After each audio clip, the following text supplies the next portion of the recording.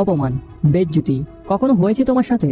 কখনো না কখনো তো হয়েছে নিশ্চয়ই। কখনো না কখনো কেউ তো বলেছে, এই সর সামনে থেকে, কে তুই, যোগ্যতা কি তোর, এভাবে কথা বলার সাহস কোথায় পেলি? নিজের চেহারা দেখেছিস কখনো? জীবনে আমরা সবাই কোনো না কোনো ভাবে অপমানিত হয়েছি, হয়তো পরিবারে, বন্ধু মহলে, কর্মক্ষেত্রে কিংবা সমাজে। অপমান এমন এক জিনিস যা আমাদের মনে কষ্ট দেয়, ক্ষোভ তৈরি করে। কিন্তু প্রশ্ন হলো, এই অপমানের জবাব কিভাবে দেওয়া যায়? রাগ করে, ঝগড়া করে, নাকি অন্য কোনো উপায়ে? আজ আমরা এই প্রশ্নের উত্তর খুঁজব এবং শিখব কিভাবে অপমানকে নিজের শক্তিতে পরিণত করা যায়। আর এই ভিডিওর শেষে আমি তোমাকে বলবো, কেউ তোমাকে অপমান করলে তুমি কি করবে, তাই ভিডিওটি শেষ পর্যন্ত দেখবে। যখন কেউ অপমান করে তখন তোমার রিয়াকশন কেমন হয়? যখন কেউ তোমাকে তোমার যোগ্যতা মনে করিয়ে দেয় তখন তোমার ভেতরে কি চলে? সে সময় তুমি কিভাবে রিয়াক্ট করো? হয়তো রাগ উঠে, অনেক খারাপ লাগে। কিন্তু কি হবে যদি আমি বলি অপমান হওয়াটাও জরুরি? কারণ ইতিহাসে যারা মাটি থেকে আসমান ছুঁয়েছে তাদের কখনো না কখনো অপমান হতে হয়েছে, তাদের নিয়ে মজা করা হয়েছে এবং অনেকবার হয়েছে।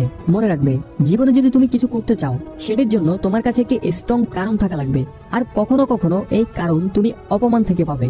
যখন মানুষ তোমাকে তোমার যোগ্যতা দেখিয়ে দেয়, তোমাকে অপমান করে, তখন ভেতর থেকে কিছু করার জেদ তৈরি হয়। আর ওই জেদের কারণে মানুষ যেটা টার্গেট করে সেটা করে দেখায়। কিন্তু আমাদের সবচেয়ে বড় ভুল হলো আমরা অপমানের জবাব সামনের ব্যক্তিকে অপমান করে দিই, এবং এটাই হলো সবচেয়ে বড় ভুল। তুমি আজ স্কুলে পড়ো বা কলেজে, আর লোকেরা যদি তোমাকে নিয়ে মজা করে, তাহলে এমন কিছু করে দেখাও যেন এই সমস্ত লোক তোমাকে এক নজর দেখার জন্য পাগল হয়ে যায়। তাদের নিজেদের ইজ্জত অন্যদের সামনে বাড়ানোর জন্য যেন তোমার নাম নিতে হয়। এটাই হলো অপমানের আসল জবাব। অপমানের পর ইগোতে লাগলে লাগতে দাও, কিন্তু এর জবাব কিভাবে দেবে এটা তোমার হাতে। এই ব্যক্তিকে ইংরেজরা সাউথ আফ্রিকায় একটি ট্রেন থেকে বাইরে ফেলে দেয়, তারও ইগোতে লেগেছিল। কিন্তু এই ব্যক্তি পুরো ব্রিটিশদের ইন্ডিয়া থেকে বের করে দেয়। একটি 8 বছরের বাচ্চা যে কিনা মিডল ক্লাস ফ্যামিলি থেকে বিলং করত, তাদের বাসায় কোনো টিভি ছিল না। তো টিভি দেখার জন্য এই বাচ্চা আশেপাশের ঘরে যেত। কিন্তু একদিন যখন সে টিভি দেখতে যায়, তখন এক প্রতিবেশী তার মুখের উপর দরজা লাগিয়ে দেয়। ওই বাচ্চাটির অনেক রাগ হচ্ছিল। তখন ওই বাচ্চাকে তার বাবা বলে, এমন কিছু কর যেন তুই তাদের টিভি না, বরং তারা তোর জন্য 24 ঘন্টা টিভি দেখে। সে বাচ্চাটি এই অপমানকে এতটা সিরিয়াস ভাবে নিয়েছে, আজ সেই বাচ্চা ইন্ডিয়া টিভির চেয়ারম্যান। বন্ধুরা, যখন অপমান হয় ওই সময় অনেক খারাপ লাগে, কিন্তু you got the reason to fight. আর এই রিজন তোমাকে ওইসব কাজ করাবে যা তুমি অপমান না হলে কখনোই করতে না। 1960-এ ব্রুসলি যখন আমেরিকায় আসে, তখন তার পকেটে টাকা ছিল না। তো তিনি তখন মার্শাল আর্ট শেখানো শুরু করে, যার ফলে সেখানে থাকা চাইনিজ আমেরিকান তার বিরুদ্ধে চলে যায়। অন্যদিকে রেসিজমের কারণে আমেরিকানরাও তাকে বিরক্ত করত। ওই এরিয়ায় থাকা এক কুংফু প্র্যাকটিসার ব্রুসলিকে চ্যালেঞ্জ করে তার সাথে ফাইটে যদি ব্রুসলি জিতে তাহলে সে ওখানে কুংফু শেখাতে পারবে, না হয় আবার তাকে চায়না যেতে হবে। এত কিছু হওয়ার পরও ব্রুসলি এই পরিস্থিতিকে শান্তিতে সমাধান করতে চেয়েছিল। কিন্তু একটা পর্যায়ে এই বান্দার ইগোতে লাগে।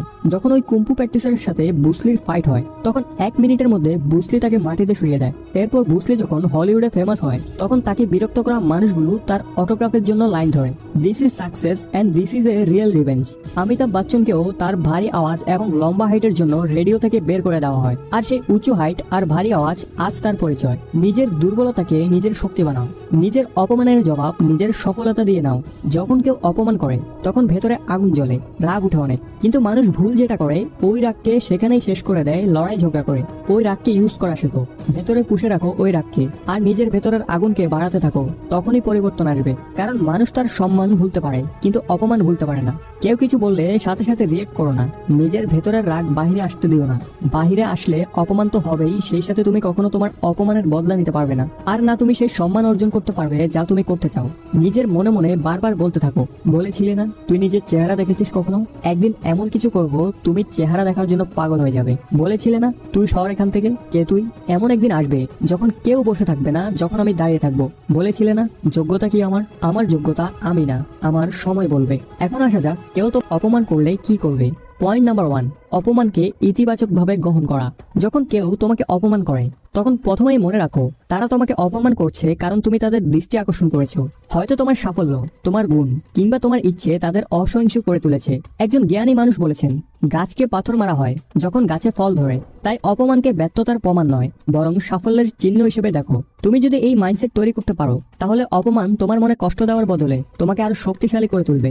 মনে রাখবে, যে মুহূর্তে তুমি নিজের আবেগ নিয়ন্ত্রণ করতে শিখবে, সেদিন থেকে কেউ তোমাকে ভাঙতে পারবে না। পয়েন্ট নাম্বার 2, শান্ত থেকে শক্তিশালী প্রতিক্রিয়া। অপমানের পর প্রথম প্রতিক্রিয়া হলো রাগ, কিন্তু রাগ করে প্রতিশোধ নেওয়া কখনো সমাধান নয়। রাগ তোমার মনকে অন্ধ করে দেয় এবং ভুল সিদ্ধান্ত নিতে বাধ্য করে। তার চেয়ে শান্ত হও। এমনকি অপমানকারীকে এক মুহূর্তেও বোঝাতে দিও না যে তুমি কষ্ট পেয়েছো। কঠিন পরিস্থিতিতে যারা ঠান্ডা মাথায় কাজ করতে পারে তারা সবসময় জিতে যায়। একটি গল্প শোনো।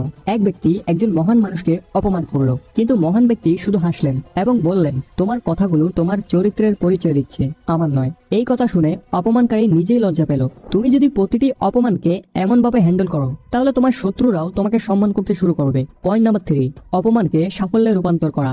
সবচেয়ে ভালো প্রতিশোধ হলো সফল হওয়া।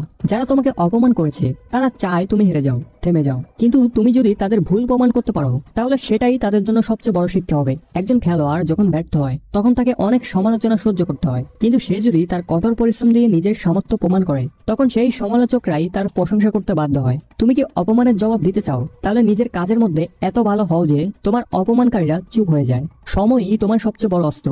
কাজ করো, অপেক্ষা করো এবং দেখো কিভাবে সাফল্য সব অপমানের জবাব দিয়ে দেয়। পয়েন্ট নাম্বার 4, ক্ষমা করার শক্তি। তুমি যদি অন্যকে ক্ষমা করতে শিখতে পারো, তাহলে তুমি সবচেয়ে শক্তিশালী। ক্ষমা করা মানে অপমানকে ভুলে যাওয়া নয়, বরং সে অপমানকে জীবনের শিক্ষা হিসেবে গ্রহণ করা। একজন বড় হৃদয়ের মানুষ সবসময় ক্ষমা করতে পারে। ক্ষমা করার মানে হলো তুমি আর তাদের প্রতি কোনো রাগ পুষে রাখছো না। এটা তোমার মনে শান্তি আনে এবং তোমাকে সামনে এগিয়ে যেতে সাহায্য করে। ক্ষমা করো, কিন্তু ভুলে যেও না, কারণ সেই অভিজ্ঞতা তোমাকে আরো পরিণত করবে। সবশেষে একটা কথা বলতে চাই, জীবনে অপমান আসবেই, কিন্তু তুমি কিভাবে সেই অপমানের জবাব দেবে সেটাই তোমার আসল পরিচয়। রাগ করে নয়, বরং নিজের কাজ, ধৈর্য এবং সাফল্যের মাধ্যমে অপমানের জবাব দাও। আর মনে রেখো, প্রতিটি অপমান তোমার জীবনের একটি নতুন অধ্যায়ের সূচনা। তুমি যদি আজ থেকে এই শিক্ষাগুলো বাস্তব জীবনে প্রয়োগ করো, তাহলে অপমান আর তোমার কাছে সমস্যা নয়, বরং শক্তি হয়ে উঠবে। নিজেকে শক্তিশালী করো, ধৈর্য ধরো এবং প্রমাণ করো তোমাকে কেউ ভাঙতে পারবে না। তোমার কাজই তোমার সবচেয়ে বড় প্রতিশোধ। তো বন্ধুরা, তুমি যদি জীবনে কখনো অপমানিত হয়ে থাকো, তাহলে কমেন্টে ইয়েস লেখো।